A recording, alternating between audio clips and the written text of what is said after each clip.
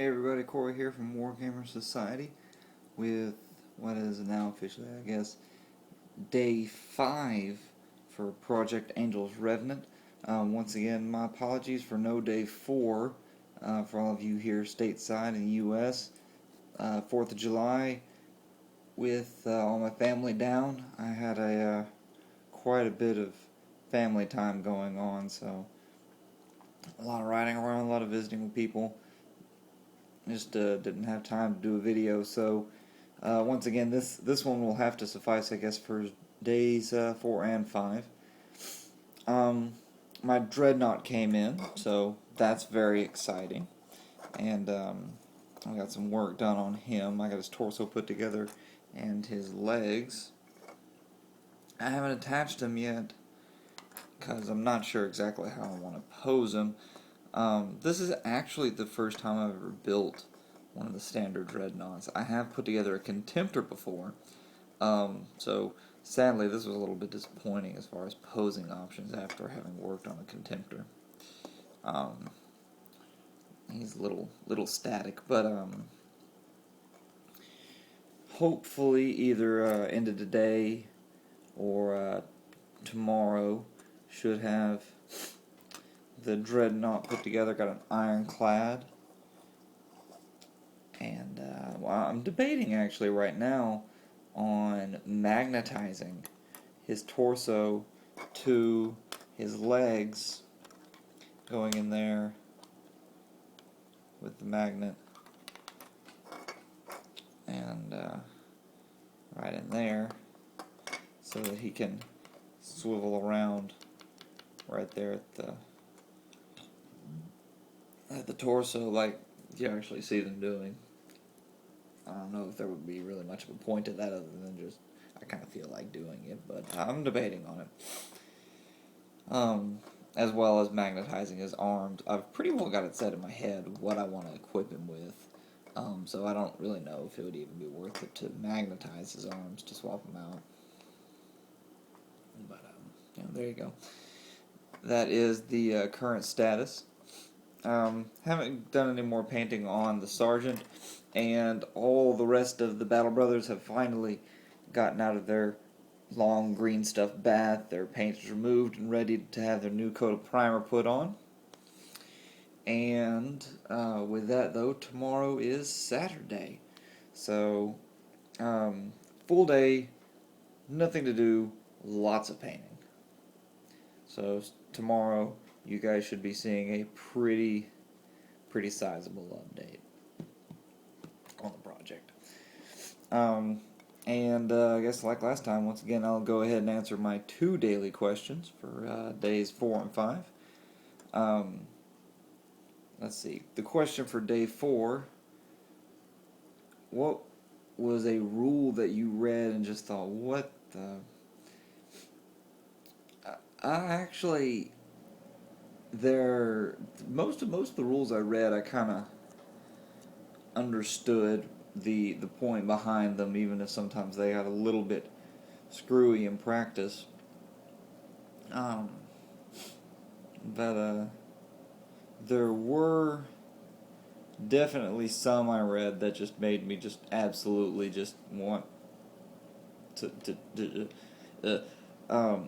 one being one of my very good friends is our local Tyranids player, and anyone who says that Tyranids are a underpowered codex really needs to meet this guy, because I have actually never beaten him. He's good. And when 6th edition first came out, and I read that they had given every power weapon a fixed AP value, except for Tyranid bone swords, which I guess, true, technically aren't power weapons, but everything now has a fixed AP value. Oh yeah, except Tyranid bone swords. Yeah, they just always bypass armor. Always, period. No matter. Yeah, that one just made me like, what? Yeah, frustrating. That one was very frustrating. But, and day 5's question: who is a painter that really inspires you? That is a very difficult question for me because I've really got several. Um, I have really been influenced and learned a lot of techniques from a pretty good variety of painters, and as I use a fair mix of airbrush and hand brush techniques in my painting, it owes that to a pretty good collection. So it would really be a disservice to just name one single person as a major painting inspiration. Um, the uh, the very first time I started collecting Chaos Marines, this is actually the first time I've done Loyalist Space Marines. I've been a Chaos player for years. Um, the very first time I ever tried painting up my army in one full entire color scheme instead of just popping around practicing different ones.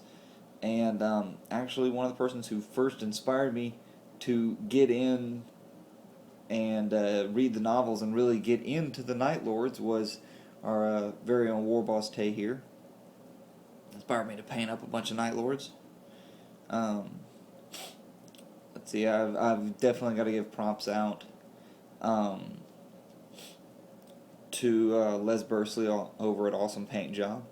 I've already mentioned him in one of my tutorials before, or in one of my videos before, but his painting tutorials are really top notch. I